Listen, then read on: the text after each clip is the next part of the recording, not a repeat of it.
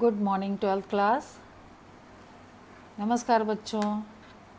उदाहरण 26, प्रदर्शित कीजिए कि अवयव ए समीकरण इतने ए स्क्वायर माइनस 4a प्लस आई बराबर 0, जहाँ आई 2 क्रॉस 2 कोट का एक तत्समक अवयव है तथा ओ 2 क्रॉस 2 का शून्य अवयव है।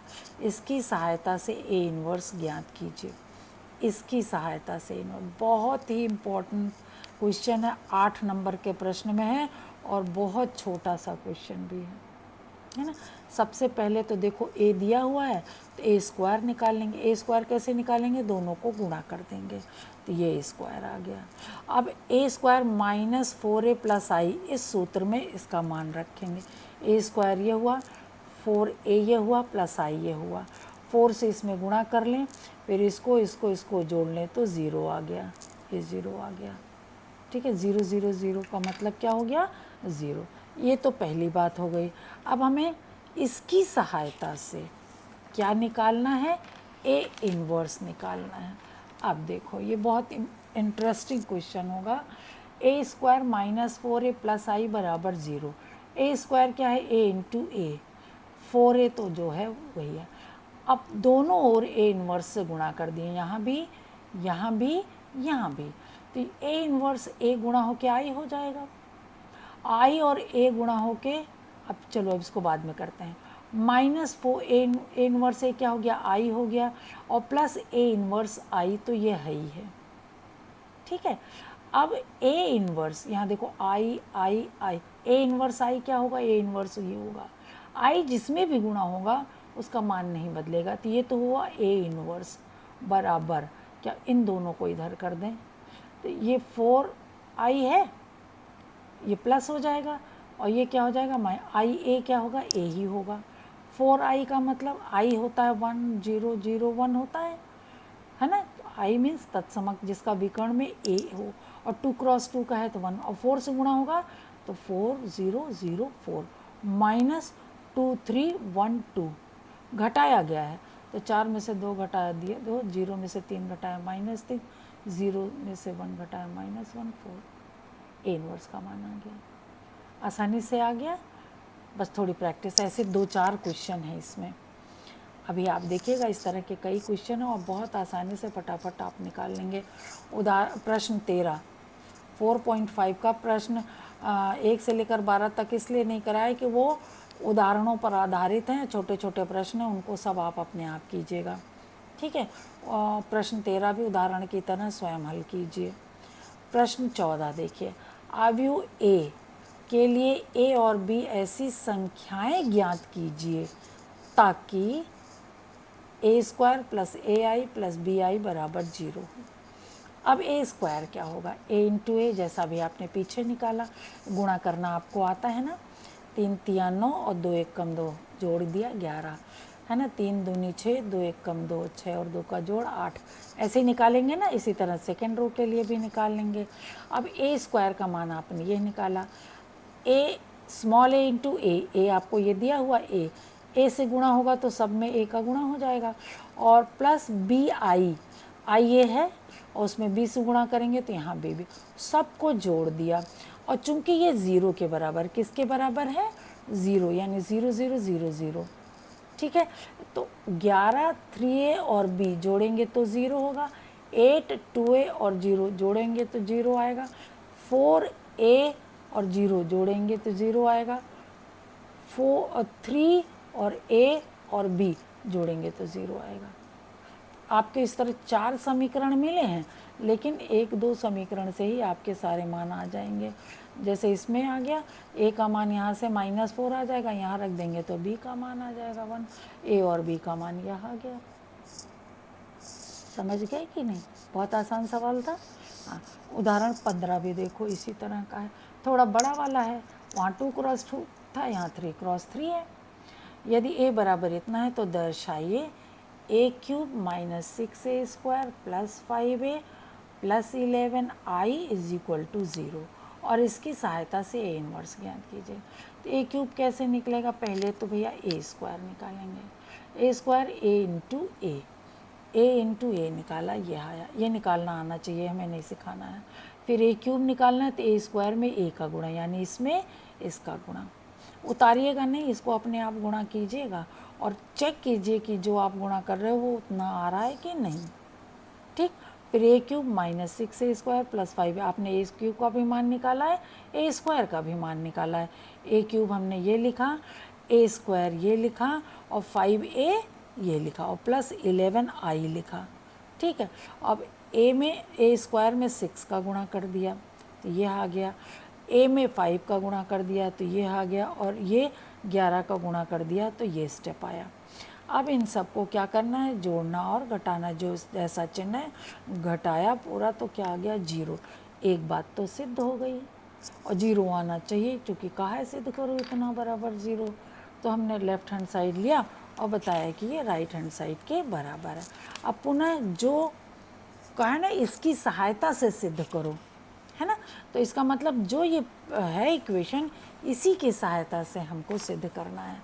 अब एक इस इक्वेशन में दोनों तरफ ए इन्वर्स से गुणा कर देंगे, ठीक है, और ए क्यूब को ए इंटू ए स्क्वायर लिख देंगे, ए स्क्वायर को ए इंटू ए लिख देंगे।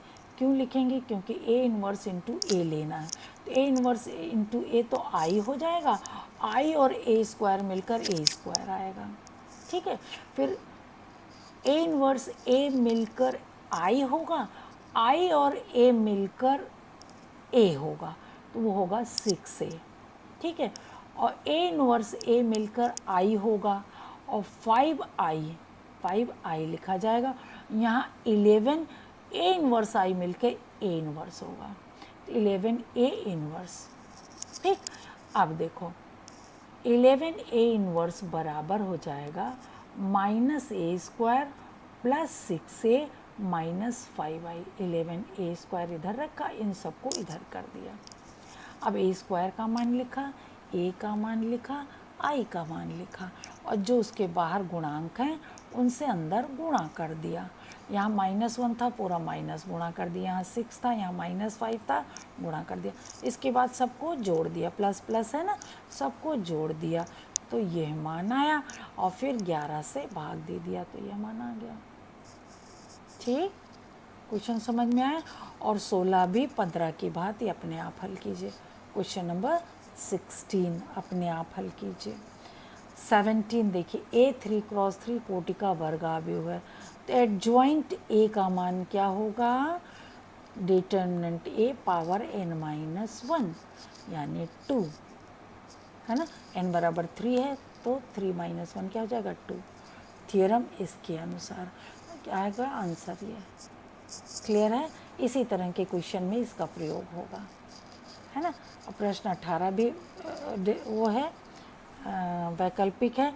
यदि ए 2×2 कोटि का व्युत्क्रमणीय आव्यूह है तो डिटर्मिनेंट ए इन्वर्स का मान क्या होगा।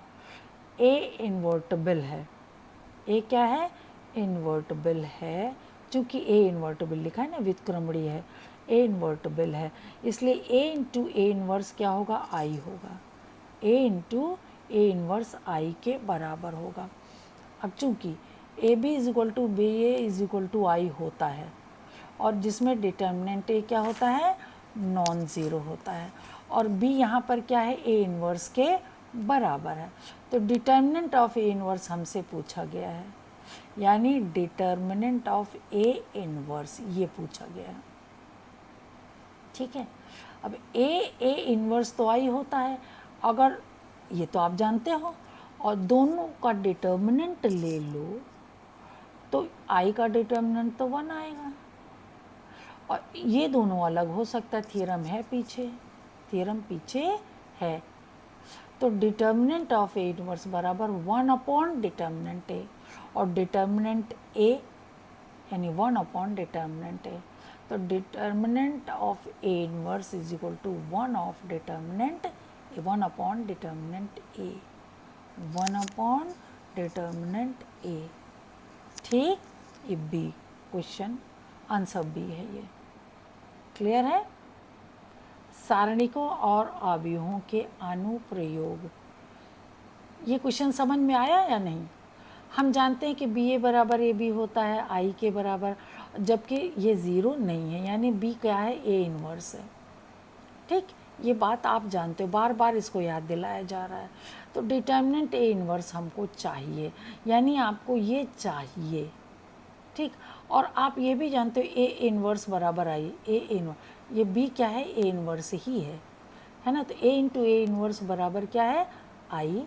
दोनों तरफ हम क्या ले लें, डिटर्मिनेंट ले लें। तो आपने देखा है कि ए और बी का डिटर्मिनेंट लेते हैं तो डिटर्मिनेंट ए डिटर्मिनेंट बी हो जाता है, यानी दोनों को अलग अलग हम डिटर्मिनेंट के फॉर्म में लिख सकते हैं। और आई का डिटर्मिनेंट कितना होता है, 1 होता है। तो ए इन्वर्स बराबर कितना हो जाएगा, 1/a। 1 ये डिटर्मिनेंट ए है, डिटर्मिनेंट ए, यानी inverse of determinant, sorry, determinant of A inverse is equal to 1 determinant A. Clear है, आंसर भी है, लेकिन ये ऐसे भी पूछा जा सकता है। ठीक है, ये जानते रहोगे अगर तो आप आंसर तुरंत बता सकते हो। सारणिकों और आव्यूहों के अनुप्रयोग, जो 8 नंबर का क्वेश्चन आता है आपका। छोटा होगा तो शायद 2x2 का होगा तो 5 नंबर का होगा, नहीं तो हमेशा 8 नंबर का ये क्वेश्चन आता है। बेटे एक क्वेश्चन जरूर जरूर जरूर आता है ये, इसलिए इसको बहुत ध्यान से देखिएगा। उदाहरण देखिए, बहुत छोटा क्वेश्चन है, 2 अज्ञात राशियों में है तो 2 समीकरण हैं। ठीक है, अब समीकरण में x और y के जो गुणांक हैं दोनों समीकरण को, उसको a मानेंगे। क्या मानेंगे, a। 2 5 3 2, फर्स्ट इक्वेशन को फर्स्ट रो में लिखेंगे, फर्स्ट इक्वेशन के गुणांक को, और सेकंड इक्वेशन के गुणांक को सेकंड रो में लिखेंगे। ठीक, और x मानेंगे x और y को, x और y को क्या मानेंगे, x मानेंगे, और b लेंगे, ये जो बराबर करके लिखा है उसको लेंगे। आपको समीकरण को इस फॉर्म में लिखना, मान लो 1 इधर लिखा है 7 उधर लिखा है तो बराबर के इधर करना पड़ेगा। x y एक साइड में गुणांक और कांस्टेंट एक साइड में, तो ये a x और b, और देखो a और x का गुणा करेंगे तो यही आएगा, समझ रहे हो, a और x का गुणा करेंगे तो यही आएगा। तो ax बराबर b लिखा है, दोनों ओर अगर a इन्वर्स से गुणा कर दें, दोनों ओर किससे गुणा कर दें, a इन्वर्स से, तो a इन्वर्स a गुणा होके क्या होगा, i होगा, और i और x गुणा होगा तो x ही होगा, और ये क्या होगा, a inverse b, a inverse b, यानी x का मान a इन्वर्स b, x ही तो हमको निकालना है, वो a इन्वर्स b के बराबर होगा। यानी सबसे पहले हमें a इन्वर्स निकालना है। ये तो सब में, ये कैलकुलेशन सब तरह के सवालों में होगा, है ना। अब a इन्वर्स निकालने के लिए हमको एडजॉइंट a निकालना पड़ेगा। एडजॉइंट a क्या होता है, एडजॉइंट a क्या होता है, ये आपको कैसे मिलेगा। हमने तो 2 - 5, ये माइनस होगा, यहाँ माइनस होगा, -3 होगा यहाँ।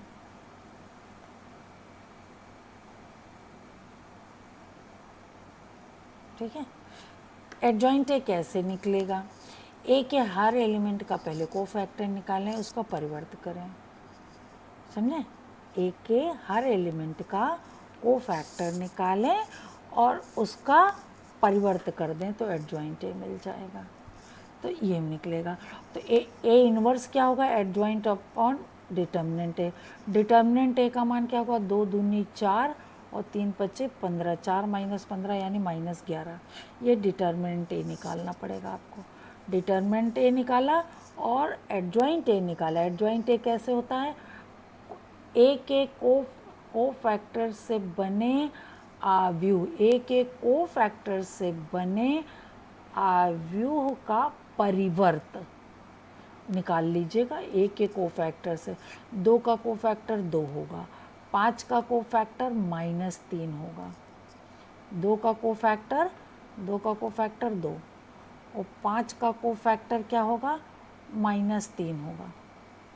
ठीक है, फिर 3 का कोफैक्टर -5 होगा, और फिर 2 का कोफैक्टर क्या होगा, 2, और फिर इसका परिवर्त 2 माइनस 3 इधर और माइनस 5 2 इधर, 2 माइनस 3 और माइनस 5 2, ये एडजॉइंट ए होगा। और उसमें फिर किससे भाग देंगे, डिटर्मिनेंट ए। डिटर्मिनेंट ए क्या है, -11, -11 से भाग देंगे तो ये आएगा, है ना। और 11 से अगर अंदर भी भाग दे देंगे, ठीक, अभी ऐसे ही रहने दो ए इन्वर्स। अब x बराबर ये A inverse B. A inverse हम लोगों ने ये निकाला है, बेटा यहाँ गलत लिखा हुआ है, माइनस हमने अंदर गुणा किया तो ये प्लस हो जाएगा, ये प्लस हो जाएगा और ये दोनों माइनस हो जाएंगे, ये प्लस होगा बेटा, ठीक। अब ए इन्वर्स यहाँ तो सही लिखा है, ए इन्वर्स बी का मान जब हम निकालेंगे तो ए इन्वर्स तो ये निकला, बी ये निकला, इन दोनों का गुणा करेंगे तो गुणा करेंगे, आपको गुणा करना आता है, 33 और -11 से भाग देंगे, 3 और -x, x बराबर 3 और y बराबर -1, ठीक है।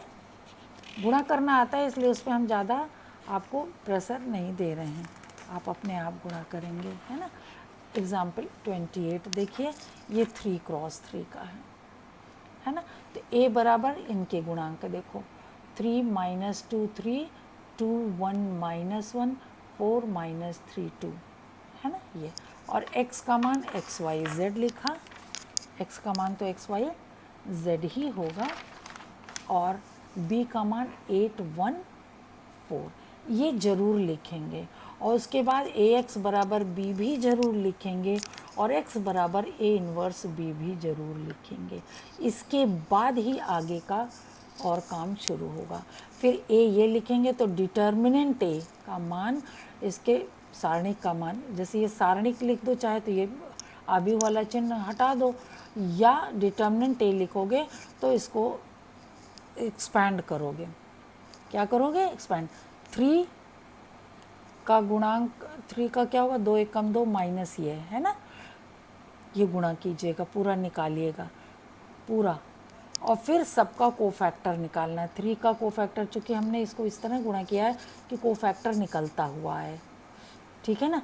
यहाँ पर -2 का कोफैक्टर ये पूरा होगा, 4 4 8 8 1 कम 8 -8, ठीक है, ये कोफैक्टर होगा। और +3 का, ये +3 है तो +3 का चिन्ह प्लस ही होगा, ये -10, ये कोफैक्टर आपका पहले ही हमने। और फिर C21 इसका कोफैक्टर, इसका कोफैक्टर निकालने में ही सावधानी आपको रखनी है। सारे तीनों को, इसके तीनों कोफैक्टर ऐसे लाइन से, इसके कोफैक्टर ऐसे लाइन से, देखो लाइन से ही लिखा हुआ है, C21 C22 C23 C31 C32 C33, और इसको लाइन से लिख दीजिए, ये क्या है, कोफैक्टर है। और उसका फिर परिवर्त कर दिया, परिवर्त किया तो इस रो को किस में बना दिया, कॉलम में, सेकंड रो को सेकंड कॉलम, थर्ड रो को थर्ड कॉलम में, फिर यही एडजॉइंट हो गया। ये जो हमने परिवर्त निकाला ये क्या होगा, एडजॉइंट ए। और जो हमने ये निकाला है डिटर्मिनेंट ए का मान -17 निकाला है ना, तो -17 से भाग देंगे, 1/-17 से भाग दे देंगे, तो ये माइनस हमने अंदर एडजस्ट कर दिया, तो ये ए इन्वर्स हो गया। x बराबर ये है, ए इन्वर्स b बराबर क्या होगा, x का मान किसके बराबर होगा, ए इन्वर्स b, यही तो पीछे लिखा है, x बराबर ए इन्वर्स b यहाँ, तो x ये है, ए इन्वर्स b के बराबर है, ए इन्वर्स आपने ये निकाला है, b ये निकाला है, तो इसको इसमें गुणा करेंगे और जोड़ेंगे तो -17 आएगा, इसको इसमें क्रमशः गुणा करेंगे, जोड़ेंगे तो ये आएगा ये, और 17 से भाग दे देंगे, तो 1 2 -17, 1/17 से भाग दिया तो 1 2 3, x बराबर 1, y बराबर 2 और z बराबर 3, ठीक। यहाँ पर आपको समीकरण बनाना है, देखिए 3 संख्याओं का योग 6 है, 3 संख्या हमने x y z मान लिया, तो x y z बराबर 6 है, x + y + z बराबर 6। यदि हम तीसरी संख्या को 3 से गुणा करें, तीसरी संख्या को 3 से गुणा करके दूसरी संख्या में जोड़ दें तो 11, तीसरी संख्या को 3 से गुणा करके दूसरी में जोड़ दिया तो 11 आया, दूसरा समीकरण हो गया, ठीक है। जोड़ दें तो हमें 11 प्राप्त होता। पहली और तीसरी को जोड़ने से हमें दूसरी संख्या का दुगना प्राप्त होता है। पहली और तीसरी जोड़ दें तो दूसरी संख्या का दुगना। अब इसको हम थोड़ा सरल भाषा में लिख दें। पहले x y z, यहाँ x नहीं है तो 0x + y + 3z बराबर 11। यहाँ पर x - 2y + z बराबर 0। अब ये समीकरण हो गया है ना। इसमें हम a, b और x का मान निकालेंगे। a का मान क्या होगा, सारे गुणांकों से बना अवयव, और b होगा जो आपका स्थिरांक है, और x ये, और फिर आपका ये कैलकुलेशन, ये हम आपको नोट में भेजेंगे। आप इसको भी देखिएगा, अपने आप से भी चेक कीजिएगा, तो ये आंसर आपका आना चाहिए। ठीक, आज के लिए इतना ही। Thank you.